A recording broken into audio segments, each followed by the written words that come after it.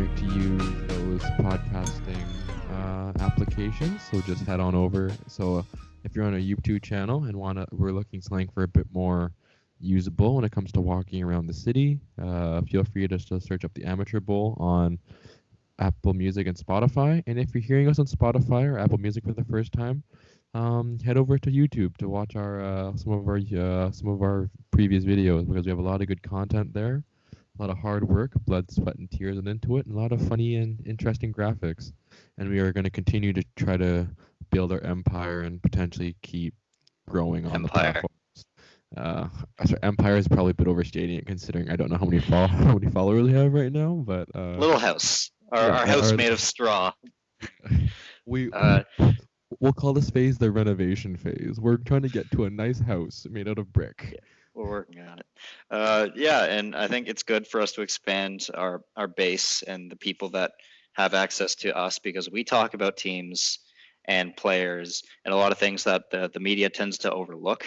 These kind of, as you will, gone but not forgotten things in the NFL from the 2010s. And that's a perfect segue to our favorite segment, the gone but not forgotten segment.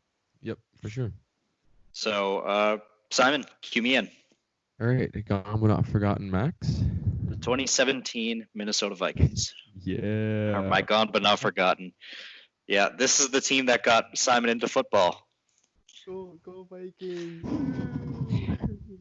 Yeah, so it may be a bit of a cop-out to pick them because of the Minneapolis Miracle. They'll be remembered. Case Keenum, Diggs, sideline, touchdown, unbelievable, Vikings win it. That rings around in my head. I remember watching that, thinking the game was over, and my feet hit the ground. I was up off my seat. My hands were up. There's no way to explain it. It just kind of happened. It was a magical moment. That's the best way I can describe it. Sure. And this team was actually quite magical. They had 8 Pro Bowlers at many different levels of their offense and their defense. Actually, no, they had 7 Pro Bowlers. But you could have very well called a lot of their players that were borderline Pro Bowlers, like Stephon Diggs and Jerick McKinnon, who both had around 800, 850, 900 yards of offense from them. Jerick McKinnon was their starting running back, and he played relatively well in relief. Jerick McKinnon and Latavius Murray, because Dalvin Cook went down week 4, which was rough because he was playing really well as a rookie. Case Keenum was their starting quarterback, which, it wasn't ideal, but he held down the fort really well. But you got to give him credit; he did a really good job as a perennial backup to come in. They went 13-3 off of a 1,000-yard season from Adam Thielen, made the Pro Bowl, and a defense that was just unreal. Mm-hmm. The Pro Bowlers on that defense: Anthony Barr, Everson Griffin, Linval Joseph, Harrison Smith. Those are the Pro Bowlers, and Harrison Smith was the first team All-Pro. Danielle Hunter was coming off the other side of Everson Griffin. Eric Kendricks was the middle linebacker. Both of those players have made Pro Bowls and first-team All-Pro teams since 2017. And this team was absolutely nasty. They went 13-3 again. They won a playoff game against the Saints. Got the 1 seed. No, they got the 2 seed. The Eagles beat them in the NFC Championship. That was kind of sad because this team really had the juice, and they could have gone all the way if they had Dalvin Cook. If they had Dalvin Cook, you could have very well said they would have been a Super Bowl team. Just if their running game was more consistent. Just this team was blowing the doors off of teams. They had everything aside from a consistent running attack, and even then, Latavius Murray and Jerick McKinnon were fine. Yep. I really liked watching this team, and they're still really good, and they still haven't made a Super Bowl. The Minnesota Vikings were the hosts of the 2017 Super Bowl, so they almost became the first team in NFL history to make the Super Bowl in their own stadium. That would have been insane. You think they would have beat the Patriots? Yeah, with Dalvin Cook, absolutely. Yeah, for sure. I agree. I 100% agree on that. But let me just raise my mic a little bit so I can speak clearly into the microphone. All right, then let me cue you in. Yes, sir. All right, Simon, gone but not forgotten. This is going to be my favorite Gone But Not Forgotten pick, maybe ever. But this week, my Gone But Not Forgotten pick is the 2016 Oakland Raiders. Ooh. Fair. Okay, and that's a fair pick. and let me just quickly go over some of the points I have here for this particular team. The 2016 Oakland Raiders went 12-4, which was tied for the best record in their division, the AFC West, with the Kansas City Chiefs. And just overall, that team was really they had a really talented roster on offense. Their defense was all right. Khalil Mack went off that year, and still, like, the Raiders were a middle of the pack, if even that defense. Um, they still had Amari Cooper, who is obviously he's not an elite wideout, but he's still very, very good. Um, Derek Carr, that was obviously Derek Carr's big year. We'll get into that a little bit in a second. Rodney Hudson at center, that was another really good player. I mean, he's still on the team now, but he's not anywhere near as good as he was back then. Reggie Nelson, Donald Penn. Um, yeah, like that team was just really good. And Derek Carr went down, I think, with 2 games left in the regular season. And if he doesn't go down, who knows? They might finish with a better season than the Kansas City Chiefs. And then they probably don't get destroyed by the Houston Texans in the wild card game. So, I mean, it's kind of too bad that the Raiders season basically collapsed on the Derek Carr injury. And because of that, I feel like because they got basically annihilated in the last 3 games of the season, they're never really truly going to be remembered as they should be, or with the amount of respect that they should be. Absolutely. And, there was a player on the 2016 Raiders that was actually on the 2017 Vikings, and it was Latavius Murray, the running back, who actually I think he was better on the Raiders. I remember having him in fantasy at one point when he was on the Raiders, and he was very, very solid. And in the Vikings, he comes into a bit more of a committee instead of being the lead back, and he played really well in both roles. If it weren't for him and that great offensive line with Penn and Hudson, as you mentioned, then that passing game wouldn't have had as much lust as it had that year with Crabtree and Cooper, who were both playing really, really good football. And Derek Carr, who was slinging the ball like nobody's business. I think he was an MVP candidate, was he not? Before he went down with that injury? I believe so. He was going to be one of the MVP He was one of the top MVP candidates if he wasn't going to win it. It was going to be close either way. Yeah, absolutely. That 2016 Raiders team was really fun to watch, just like the 2017 Vikings were. And these are 2 teams that we will probably never see again. Well, we are still kind of seeing that Vikings team right now, but Everson Griffin's gone, Xavier Rhodes is gone, Trey Waynes is gone, Case Keenum's gone, Stephon Diggs just left.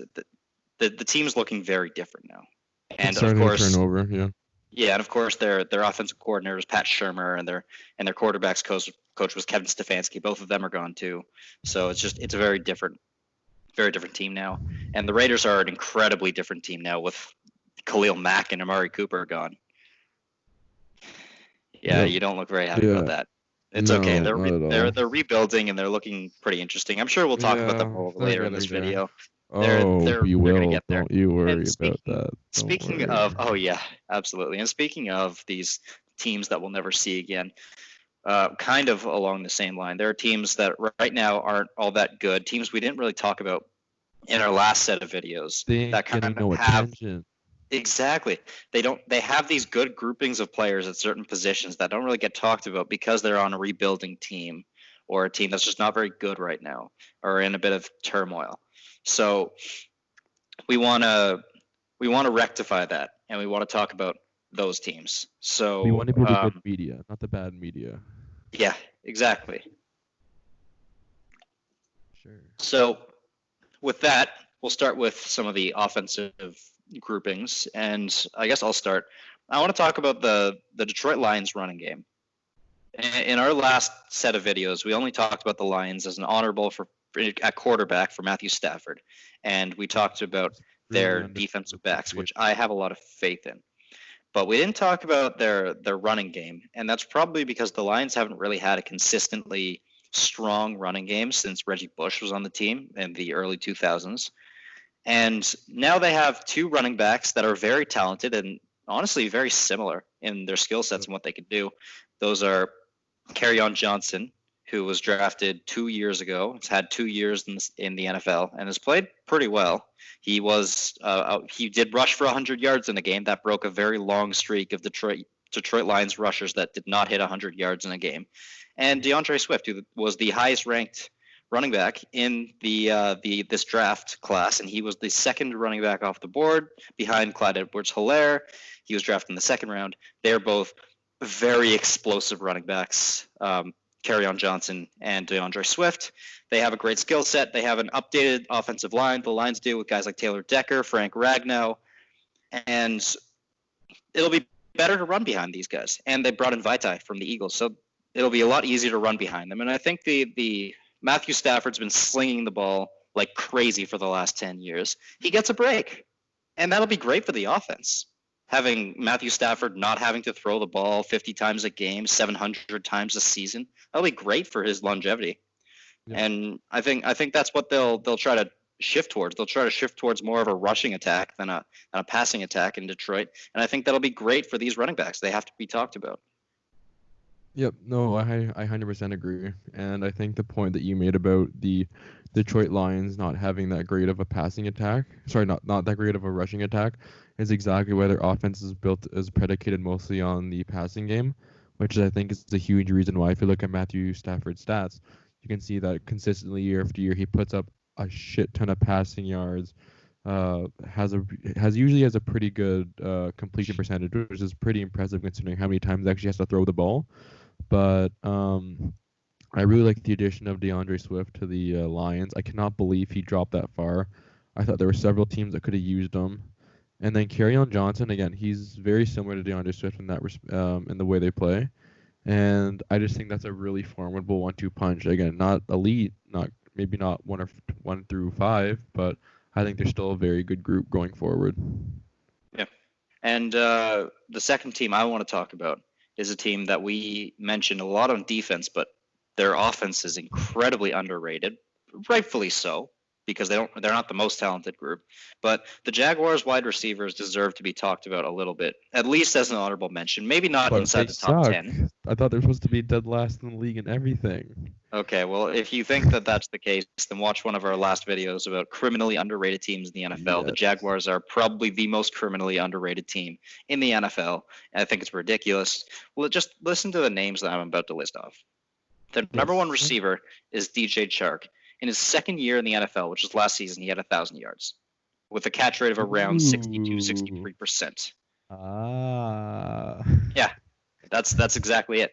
Dude played really well. He's your outside guy. You bring in Laviska Shenault, one of the higher ranked draft picks, higher ranked wide receivers in the last draft. He was a second round pick.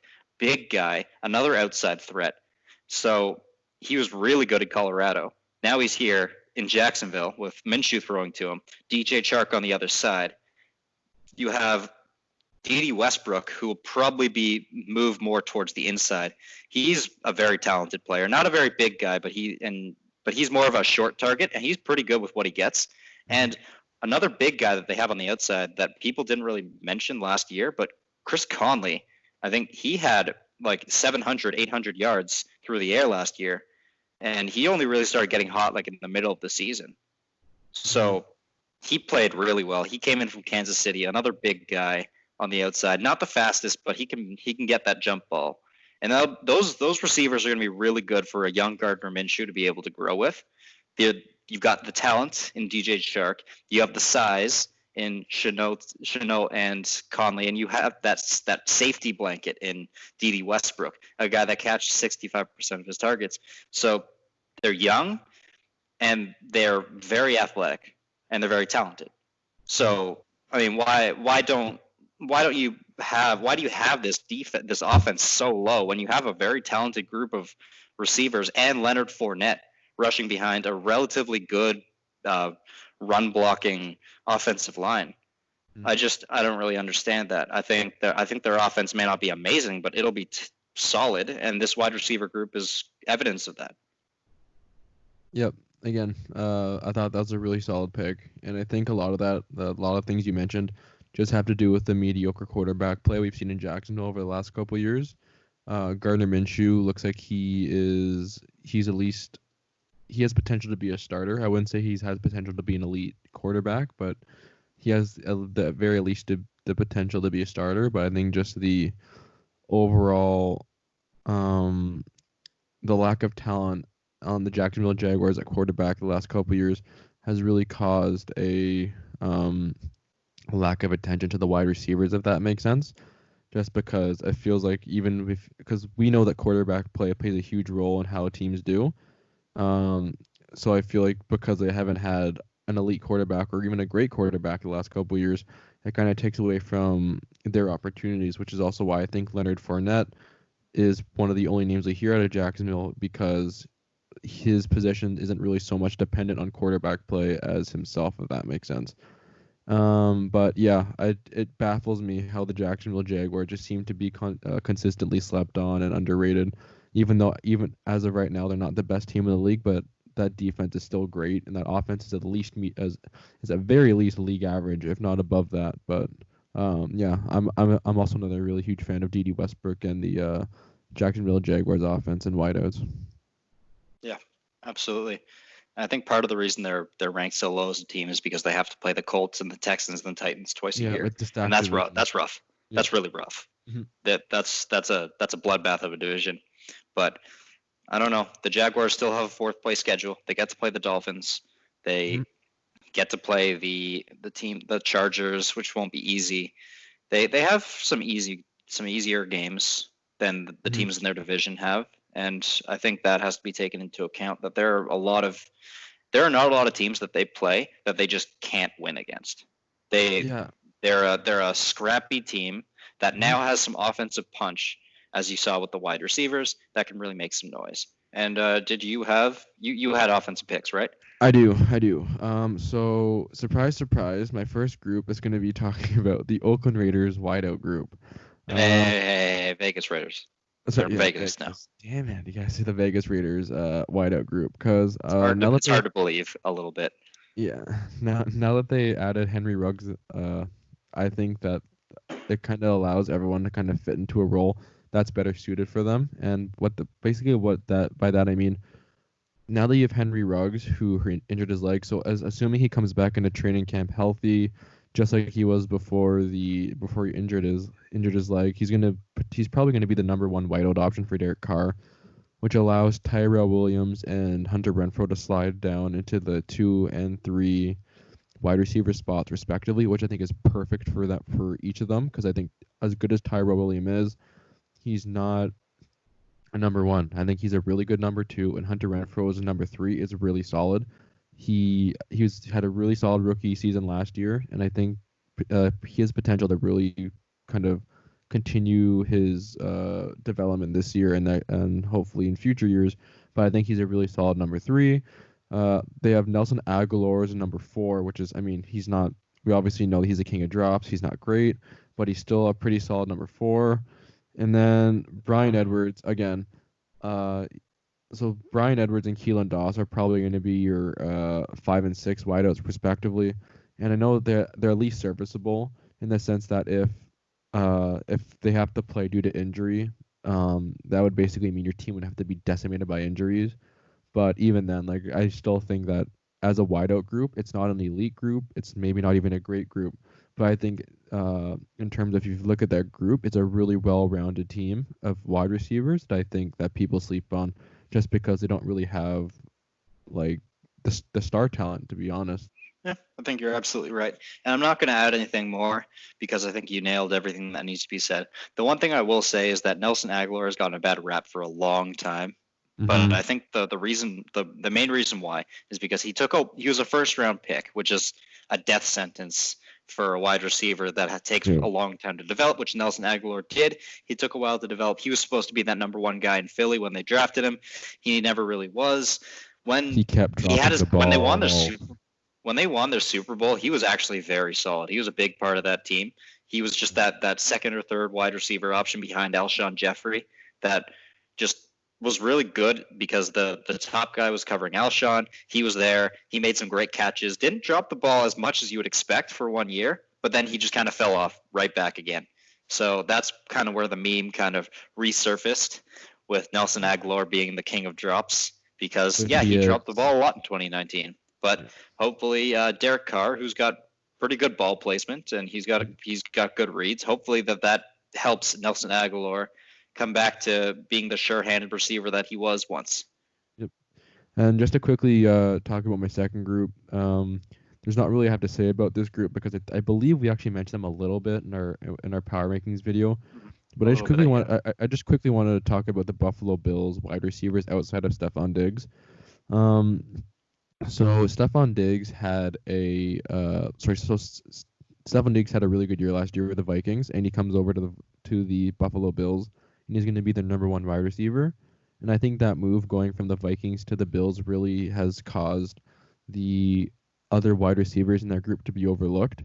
Because I think if you look at the other players they have at wide receiver, I think they're stacked, to be completely honest, and I don't think many people are talking about it. I mean, their big three, if you will, are going to be Stephon Diggs, John Brown, and Cole Beasley. John Brown and Cole Beasley had really good years last year as Josh Allen's primary wide receiver targets. And I think now that Stephon Diggs is there, they're going to be getting a bit easier matchups for them. And I think that they're probably going to be getting more looks with the potential of teams double teaming Stephon Diggs in that kind of realm. And then just even behind them as well, like Duke Williams, Robert Foster really surprised me last year. I didn't really watch many Bills games last year, but I thought Robert Foster is pretty good, and Isaiah McKenzie. So, I mean, to me, it's very similar with the Raiders in the sense that I think they have a really well-rounded group in the sense that they have some really good talent up front, and even at the back end of the group, they have at least serviceable and playable players. So it's not like they're going to be in trouble if people get hurt. So that's kind of really all I want to say about the Bills. I just wanted to give some of those other receivers a bit of love because I feel like since they traded for Stephon Diggs, a lot of those guys are getting overlooked. Yeah, and I'm going to overlook them for a second when I say that Stephon Diggs was in an offense in Minnesota that had a lot of mouths to feed between him, Adam Thielen, Dalvin Cook, and Kyle Rudolph. There was a lot there, and so no wonder he was disappointed with his role. He's a number one guy that was thrown into a barely number one role in Minnesota. So now he gets the chance to get all those targets as the number one guy and really show the NFL why he's seen as one of those really high cap, really talented players in the NFL. And I look forward to seeing him there. Yeah, and I think that the talent in that group makes it harder to double team Stephon Diggs because I mean, if you double team Stephon Diggs, Cole Beasley's going to be open. If you double team Cole Beasley, Stephon Diggs is going to be open, and that kind of that type of relationship. And if you double team Cole Beasley, then you should probably be asking a lot of questions as a defensive coordinator. Yes, but anyways, exactly it. That's exactly speaking of, moving on to the defense. One team we didn't talk about at all. I think we gave them an honorable mention at running back because of Christian McCaffrey, but we don't talk about the Panthers at all at any point. So I want to give them some love. It's their defensive line that I want to talk about specifically. They play in a 3-4. So they have, I think down the middle, they just drafted Derek Brown 7th overall.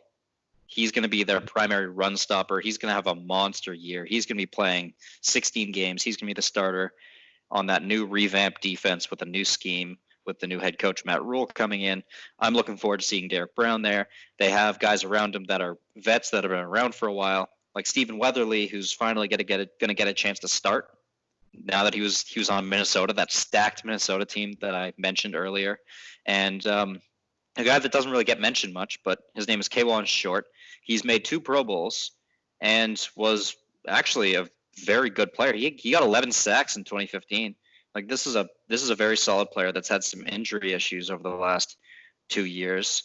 So, it's a bit underrated for that reason, that their star players have kind of had those injury issues. And now they have new star players. They draft Yetur Gross-Matos in the 2nd round, which is a great pick. Great name too. Great name. great name that I'm not really giving justice to. We'll put it up on the screen. Is it Gross And Matos or Gross Matos? Oh, we're going to start I'm that. so Gross Matos. sorry. I'm Gross sorry. Matos. And, he's going to be coming off the edge. Not starting, but he's going to be coming off the edge. And Brian Burns is coming off the other edge. He's obviously lined up at linebacker, but dude had 7.5 sacks in his rookie season. That's a pretty good start, I have to say.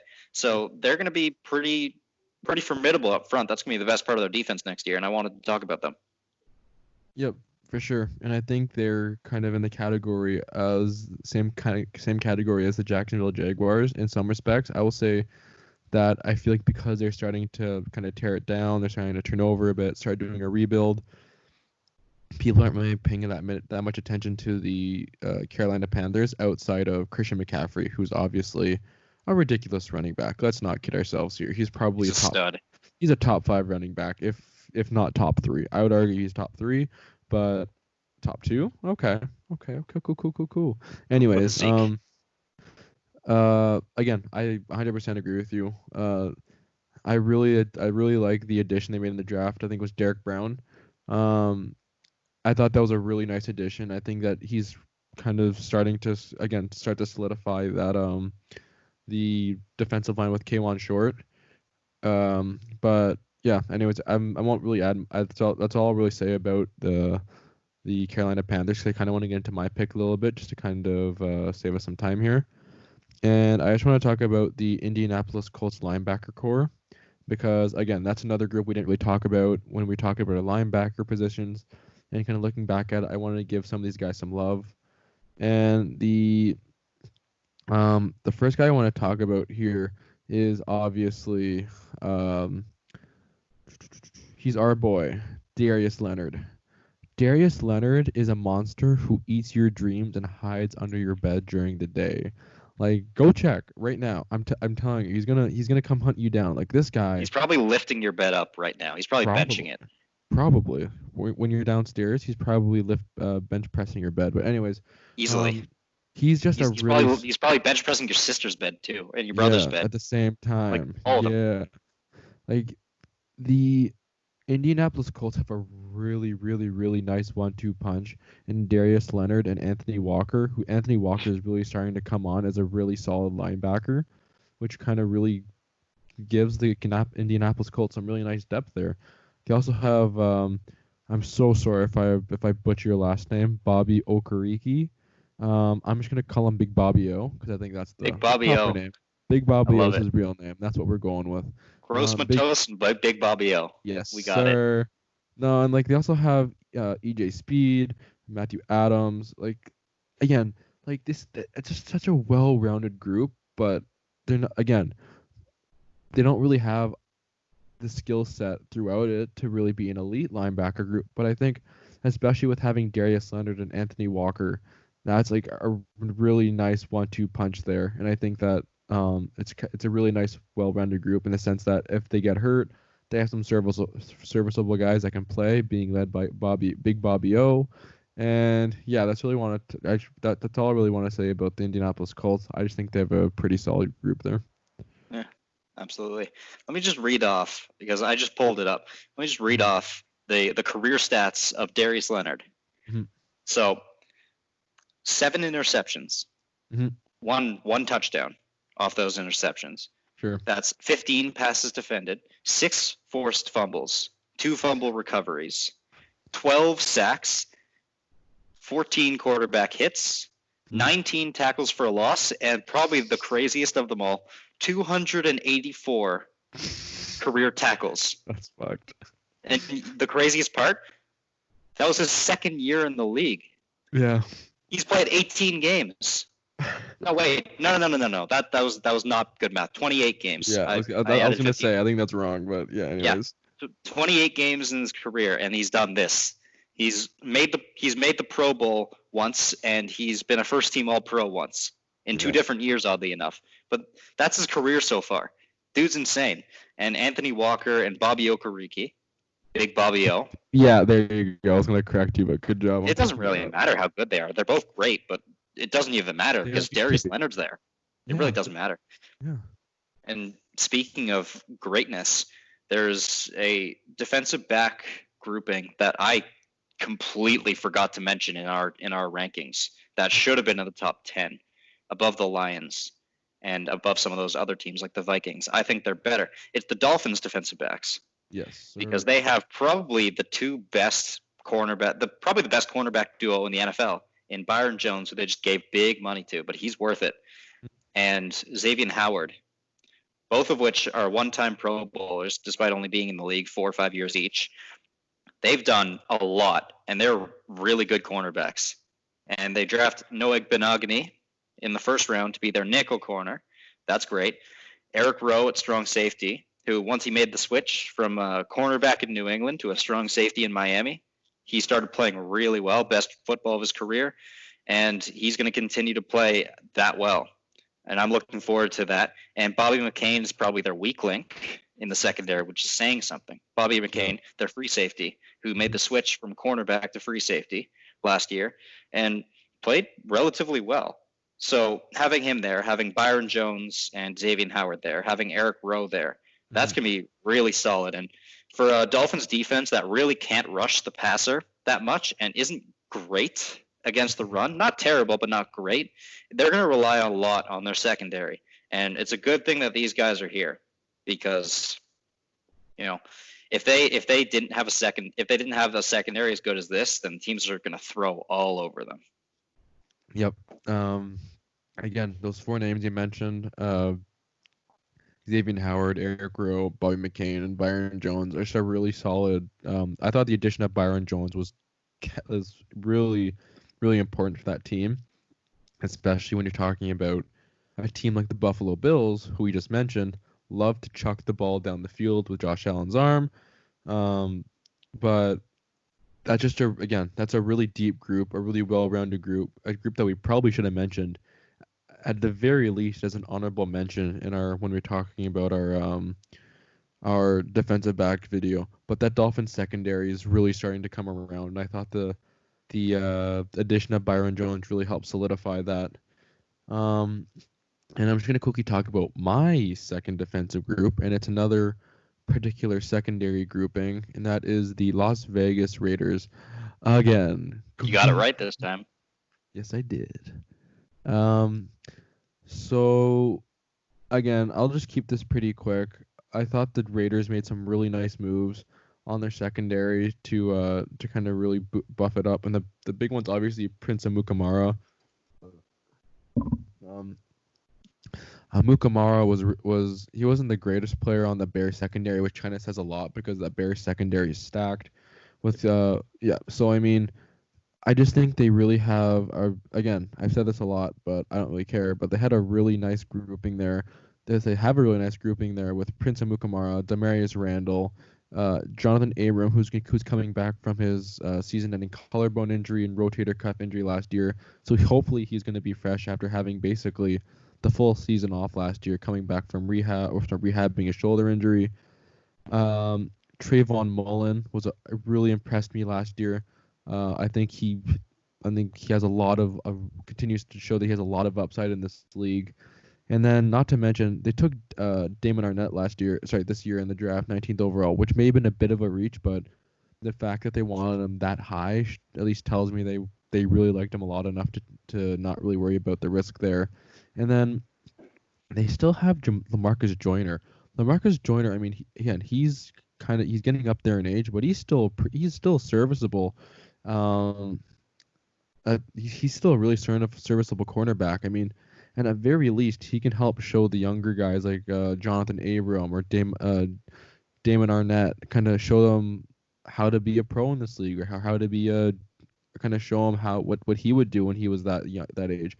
I just think they have a really kind of unique situation with some really talented young cornerbacks, with some other guys in that secondary who are kind of maybe are starting to see the twilight of a career, who can kind of really show them the ropes, but they're still very serviceable and still very talented and frankly still very good. Absolutely. And the Las Vegas Raiders have a very distinct way of running their team with Gruden and Mayock.